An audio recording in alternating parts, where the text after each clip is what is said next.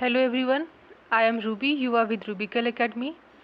आज के इस वीडियो में हम बंगाल के गवर्नर जनरल के बारे में पढ़ेंगे और ये पहला वीडियो है, पार्ट 1 है। इस पे अभी पार्ट 2, 3 भी बनेंगे क्योंकि एक ही वीडियो में पूरा कवर नहीं किया गया है। तो इसमें पहले स्टार्टिंग के कुछ 4-5 गवर्नर जनरल है, फिर नेक्स्ट वीडियो में हम बाकी सबको कंप्लीट करेंगे। तो ये जो क्लास है ये मेनली उत्तर प्रदेश शिक्षक भर्ती परीक्षा के लिए है। तो जो लोग यूपी में टीचर के जॉब की तैयारी करना चाहते हैं, ठीक, एग्ज़ाम के लिए, सुपर टेट हो गया, जैसे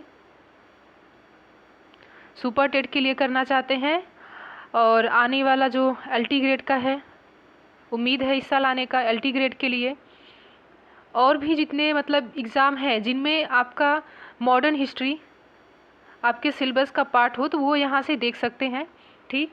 क्योंकि चीज़ें वही हैं, तो बदलना तो है नहीं कि इस एग्ज़ाम में आ रहा है तो दूसरे एग्ज़ाम में कुछ अलग तरीके से होगा, तो ऐसा नहीं है।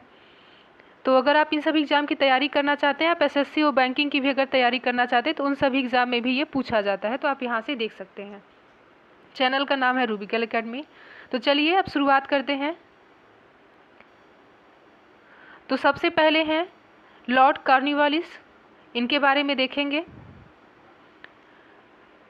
तो इनका जो समय था, इनका जो कार्य अवधि था, वो 1786 से 1793 तक था। तो ये आपको याद रखना है, 1786 से 1793 तक। इनके समय में तृतीय मैसूर युद्ध तथा श्रीरंगपट्टम की संधि हुई थी। तो ये याद रखना है। कई बार क्वेश्चन में पूछा जाता है कि किस गवर्नर जनरल या गवर्नर के टाइम पे तृतीय मैसूर युद्ध हुआ था, तो आपको बताना पड़ेगा। ये गवर्नर है, गवर्नर जनरल दूसरे होते हैं, अभी मैं आपको आगे बताऊंगी। तो लॉर्ड कॉर्नवालिस के समय में तृतीय मैसूर युद्ध हुआ था, श्रीरंगपट्टम की संधि हुई थी जो कि 1792 में हुआ था। कॉर्नवालिस कोर्ट का निर्माण करवाया। कॉर्नवालिस ने पुलिस सुधार के लिए भी कार्य किए थे। ये आपको बहुत ही ज़्यादा इसमें महत्वपूर्ण है कि पुलिस सुधार, जो भारत में पुलिस जो है उसकी सुधार किसने की थी, सुधार के लिए जो कार्य किए गए, जो मुद्दा उठाया गया, तो वो लॉर्ड कॉर्नवालिस थे, इन्होंने शुरुआत की थी। और 1793 में बंगाल में स्थायी बंदोबस्त लागू किया, जिसके तहत जमींदारों को अब भू राजस्व का 10/11वां भाग और 10/11वां भाग कंपनी को देना था और 1/11वां भाग वो अपने पास रखना था और 1/11वां भाग अपने पास रखना है। और इन्हें नागरिक सेवा का जनक माना जाता है। ये इनसे रिलेटेड कुछ इंपॉर्टेंट बातें हैं। नेक्स्ट है लॉर्ड मिंटो। तो लॉर्ड मिंटो ने 1813 का जो चार्टर अधिनियम पारित किया गया था, 1813 का, तो आपको बता दें कि 4 चार्टर एक्ट आए थे, 4 चार्टर अधिनियम आए थे। एक आया था आपका 1793 में, जो पहला चार्टर एक्ट था। उसके बाद है 1813 में, जो कि इसमें दिया गया है। फिर है 1833 में और उसके बाद है 1853 में। 4 चार्टर एक्ट आए थे। तो जो 1813 वाला जो चार्टर एक्ट है, तो वो लॉर्ड मिंटो के टाइम पे पारित किया गया था इस अधिनियम को। और चार्ल्स मेडकॉफ को मिंटो ने ही रणजीत सिंह के दरबार में भेजा था, ठीक, जहाँ से अमृतसर की संधि की गई थी। तो ये पूछा जाता है कि यहाँ पे जो चार्ल्स मेडकॉफ थे, इन्होंने ही क्या किया था, इन्होंने ही इसे करवाया था, चार्ल्स मेडकॉफ ने, ठीक। तो आपको ये याद रखने हैं, किन्हीं के अंडर में ये काम हुआ था, अमृतसर की संधि, जो कि 1809 ईस्वी में हुई थी। तो ये यहाँ पे इंपॉर्टेंट पॉइंट चार्ल्स मिंटो के, लॉर्ड मिंटो के बारे में। और इनका जो कार्य का अवधि है वो 1807 से 1813 तक रहा। नेक्स्ट है लॉर्ड विलियम बेंटिक, जो कि भारत के प्रथम गवर्नर जनरल बने।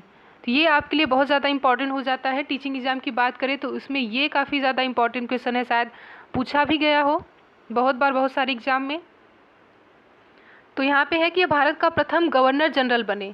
तो क्या हुआ था कि 1833 का जो चार्टर एक्ट था, ठीक, 1833 का जो चार्टर एक्ट था, तो उस एक्ट के तहत ये नियम लागू किया गया कि जो बंगाल के गवर्नर जनरल होंगे, अब उन्हें भारत का, पूरे भारत देश का गवर्नर जनरल माना जाएगा। तो ये चार्टर एक्ट 1833 के अंडर ये बात की गई थी। और उस टाइम पे कौन थे, उस टाइम पे लॉर्ड विलियम बेंटिक जो थे, ये उस टाइम पे बंगाल में गवर्नर जनरल थे, लेकिन उन्हें तब भारत का गवर्नर जनरल बना दिया गया चार्टर एक्ट 1833 के तहत।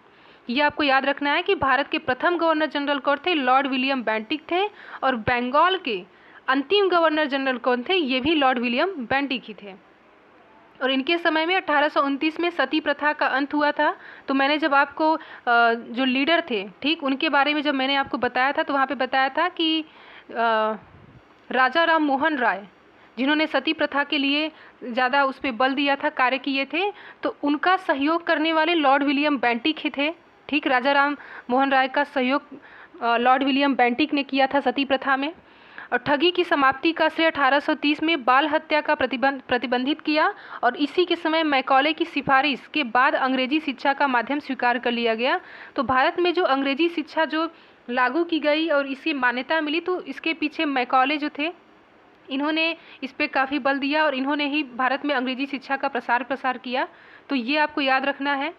और 2-3 पॉइंट आपको यहाँ से याद रखने हैं। एक तो इन्होंने सती प्रथा 1829 में राजा राम मोहन के द्वारा जो हुआ था उसमें इन्होंने काफ़ी सहयोग किया था, और ये भारत के प्रथम गवर्नर जनरल बने। नेक्स्ट है लॉर्ड डलहौजी। लॉर्ड डलहौजी, इनका जो कार्य का अवधि था वो 1848 से 1856 तक रहा, और इनके समय में द्वितीय आंग्ल सिख युद्ध हुआ था। मतलब अंग्रेजों और सिख के बीच में जो युद्ध हुआ था वो इनके समय में हुआ था। लॉर्ड डलहौजी के समय में ये युद्ध हुआ था 1848 से 1849 तक। ठीक, ये इसकी अवधि थी। तथा पंजाब का ब्रिटिश शासन में विलय हुआ। शिक्षा संबंधी सुधारों में डलहौजी ने 1854 में काम किया, और वुड्स डिस्पैच को इन्होंने लागू किया। तो ये काफ़ी ज़्यादा पूछा जाता है। ठीक, शिक्षा संबंधी कार्यों में इन्होंने सुधार किए थे, तो इन्होंने वुड्स डिस्पैच लागू किया था। ये इनसे काफ़ी रिलेटेड इंपॉर्टेंट चीज़ है। उसके बाद है कि व्यापक सिद्धांत, डॉक्ट्रिन ऑफ लेप्सी, ये भी इन्होंने किया था। ये दूसरा इंपॉर्टेंट चीज़ है। और सैन्य सुधार था, उसी के समय में हुई राज्य हड़प नीति इत्यादि में इन्होंने सुधार किए थे। तो 3 बातें आपको यहाँ से लॉर्ड डलहौजी के बारे में याद रखनी है कि एक तो अंग्रेजों और सिख के बीच जो युद्ध हुआ था 1848 से 49 के बीच में, तो डलहौजी के टाइम पे हुआ था, और डलहौजी ने वुड्स डिस्पैच लागू किया था 1854 में, और डॉक्ट्रिन ऑफ लेप्सी इन्होंने किया था। उसके बाद है लॉर्ड कैनिंग, जो कि भारत के वायसरॉय बने। ठीक, पहले गवर्नर थे, फिर गवर्नर से गवर्नर जनरल बने, फिर गवर्नर जनरल से वायसरॉय बन गए।